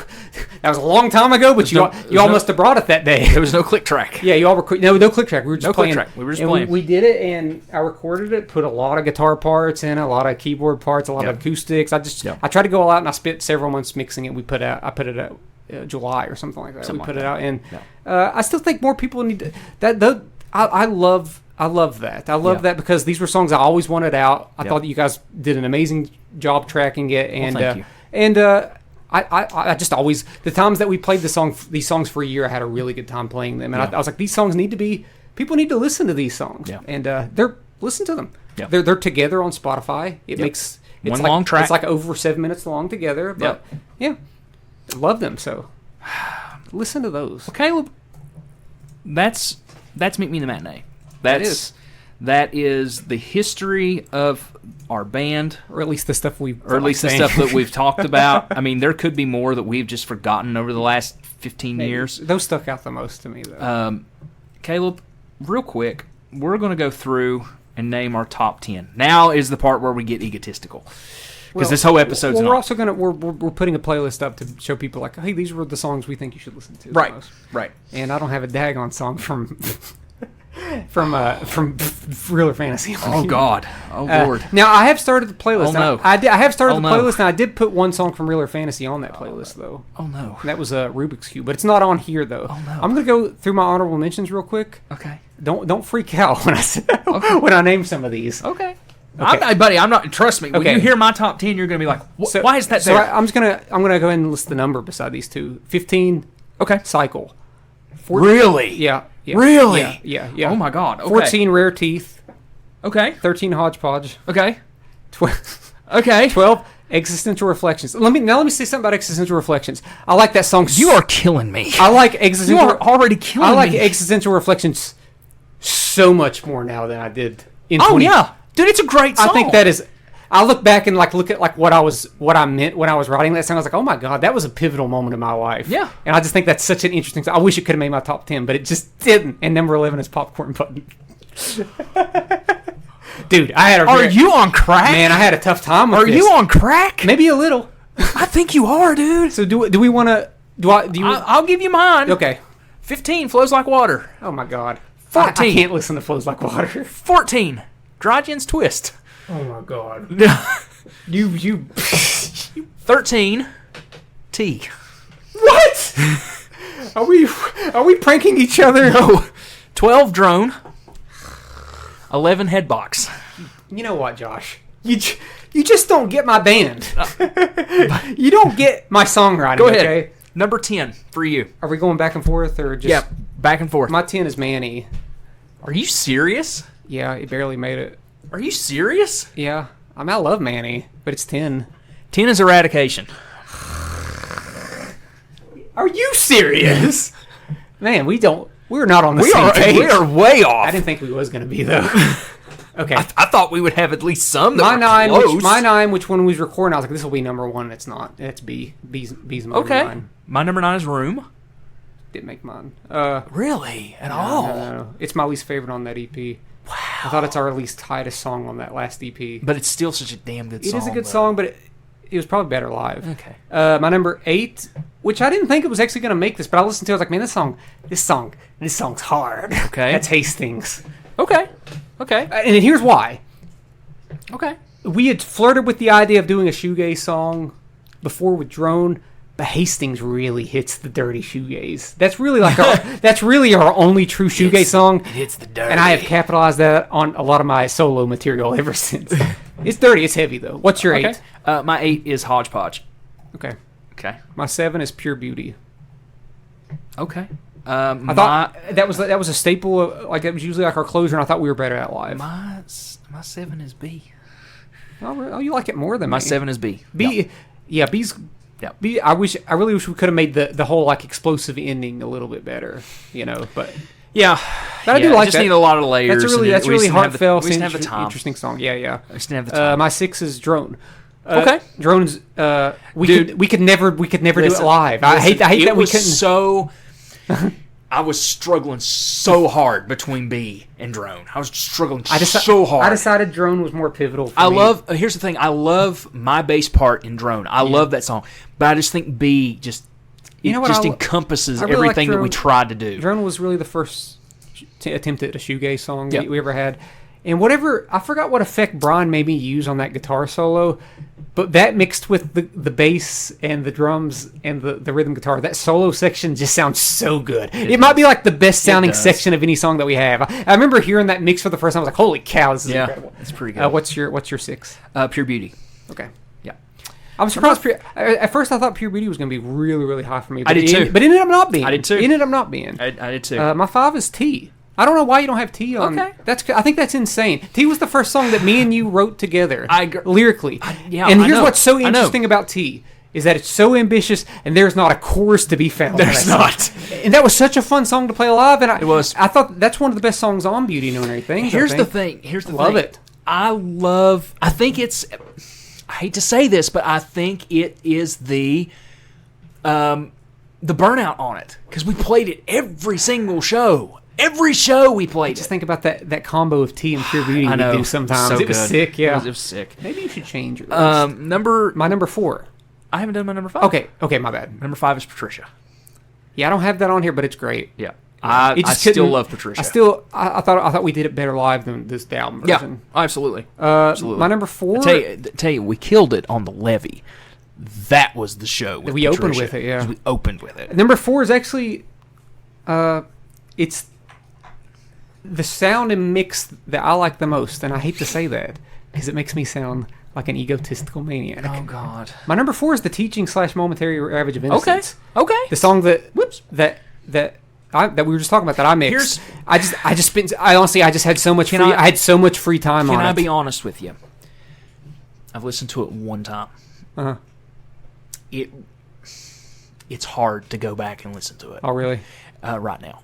It really is. Because I've listened to it a lot. I just feel, I don't know what it is. I feel so proud of that, that song. And I feel so much joy. Dude, it makes me think like, oh, this is one of Nathan's best drum tracks. Yeah, and it is nothing at you. It really is. Yeah. It's because I vividly remember recording Lucid Dreams. Mm-hmm.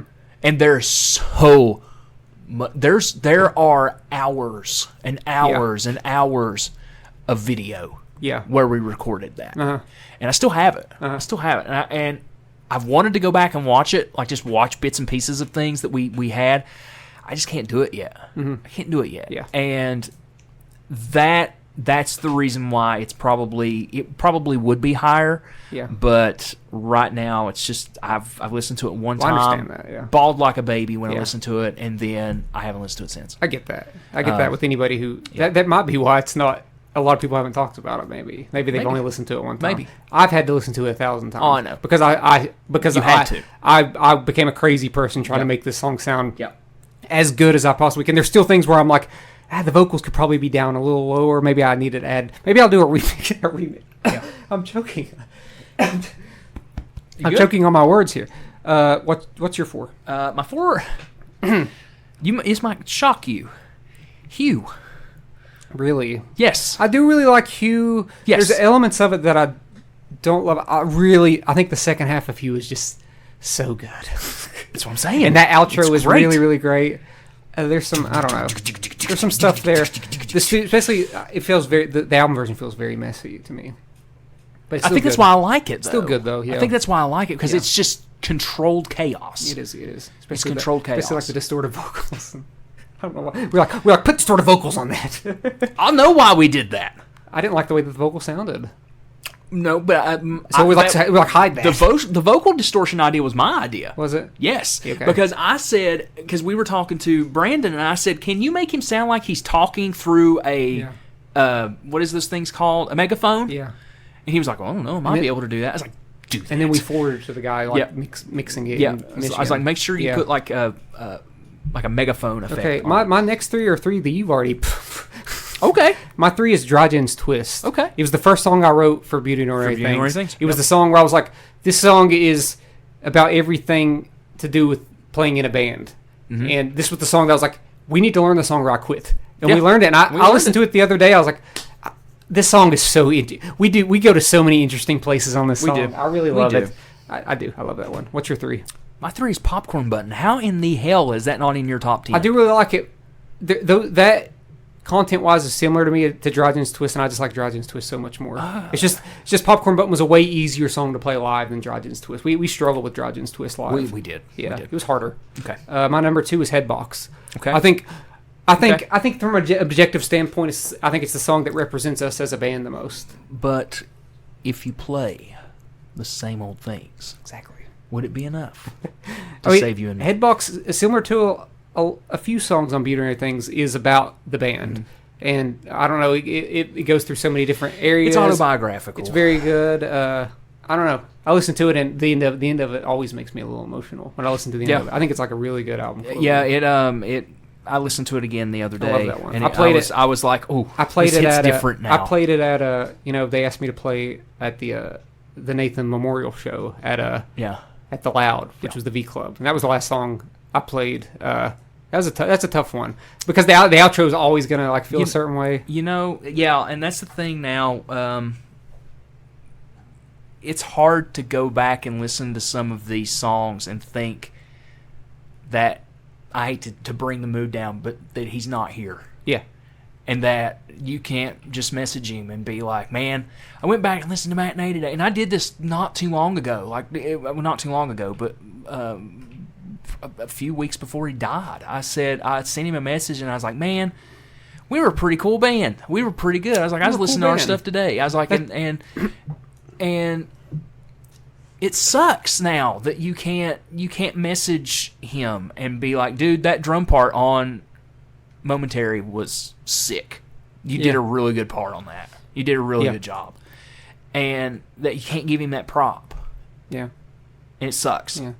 But that's I meant to, this was something I thought about saying earlier, but I completely forgot about it, was talking about us as a band, is that we were never even close to being the most talented band ever. God no. God no, dude. But we went all out to make our songs as interesting as possible. To sort of mask maybe a lack of overall talent. We use chemistry and interesting song structures to be like, to show people like, oh, don't you think that we're really good? In reality, we probably couldn't play a lot of stuff that other local bands play. God no. But we just tried really hard to make interesting songs, and I think for the most part we succeeded at that. The thing of it is too is that, and I'm not saying this to stroke our egos or anything like that, because that's not what this episode is about. This episode is about us reflecting on a big chunk of our lives. This was, our 20s, our entire 20s. That this was. It was something when someone would come up to us and be like, "You guys are the tightest band I've ever seen." Yeah, people in other bands that were way more talented, not only as individuals but way more talented in their bands. Come up to us and say, "You guys, that's the tightest you all have ever sounded." Yeah, and I would say that. Thank you, and I would you're say, wrong. sir, you guys were actually better. Yeah, you guys were actually better than us. But it was always cool to be the opening band and sort of like still set the pace. Be like oh.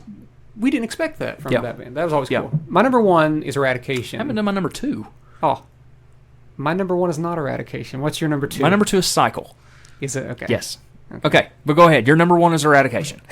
I don't know what's Eradication. I'll just breeze over mine. It's fine. I forgot that you didn't say your number two. My bad.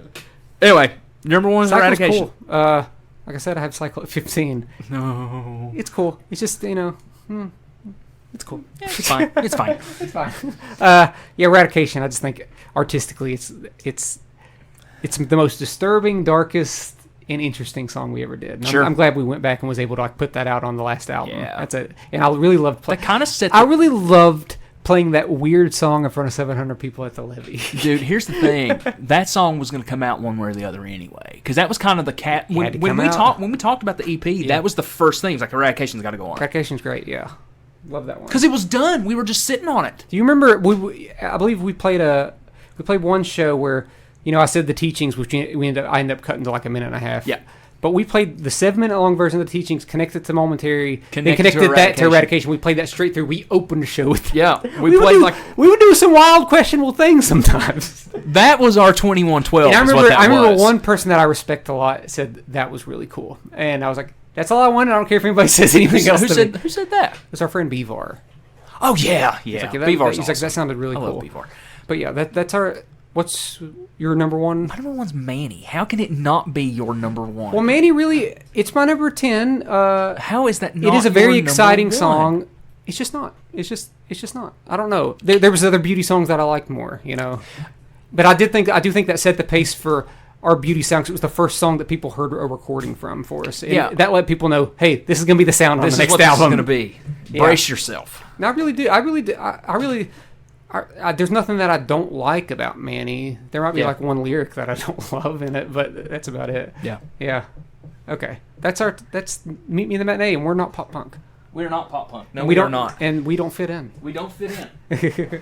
and honestly, we're going to we're not what was the term that was used? We're not forcing anything. Sure. I don't know what you're talking about. I'll explain off the air. Okay. Let's see here. What we got? So we're next. Like I said, I'm going to be on vacation, so we're going to have to record this next episode literally the day before it comes out. then we're not going to do that because that would be something you would have to. I thought we decided what we were going to do. What were we going to do? I thought we had decided that we were just going to do music trivia. That's right. We're not drawing out of a hat. I'm not going to have time to prep. I just need to be able to walk in and be like, here's the episode. Because I am not going to prep on vacation. I'm not going to do a daggone bit of work while I'm on vacation. Once you hear what I just pulled out of here, you might be a little upset. What did you pull out? Yeah, I'll tell you off the air. Okay. So yes, that's fine. Next week, it was. Oh man, it's pretty good. Maybe just hold on that. We'll do that next week. It'll get pulled out. It'll get pulled out. Okay. Okay. It's kind of too soon for it. Let's put it that way. Anyway, Caleb, where can people find us? They can find us by typing in Chat From A Hat on Facebook, Instagram, TikTok, and X/Twitter. And if you want to email us, you can email us at chatfromahatcast@gmail.com. X. Yes. So next week we're going to be doing movie trivia. Nancy will be here. Is Caleb going to lose his mind again like he did on the movie trivia? Oh God! Josh keeps saying that like I'm going to win music trivia. I don't know what world he's living in. Buddy, listen. This one is going to be the one where you and I are going to look like fools. Fools. We are going to be common fools. You know what I'm going to do all throughout the beach? I'm just going to learn music trivia the whole week. You're going to sit on the beach. I'm going to listen to my Yacht Rock soundtrack, and maybe the music trivia will be heavy on Yacht Rock. Maybe. Like which Steely Dan album? Well, folks, we will talk to you next week. We're going to be doing some music trivia. We hope you've enjoyed our little walk through time and our little memory of Meet Me in the Matinee. And if you were a fan and you saw us play or anything, what's your favorite Meet Me in the Matinee? What's your favorite memory of us, and what's your favorite song? What's your favorite album? What's anything? Just anything related to us. What was your favorite thing? Yeah. But positive stuff, y'all. We were assholes. We know. Yeah, me. He was an asshole. We know. Sometimes. So, folks, we will talk to you next week, and we will be doing some music trivia.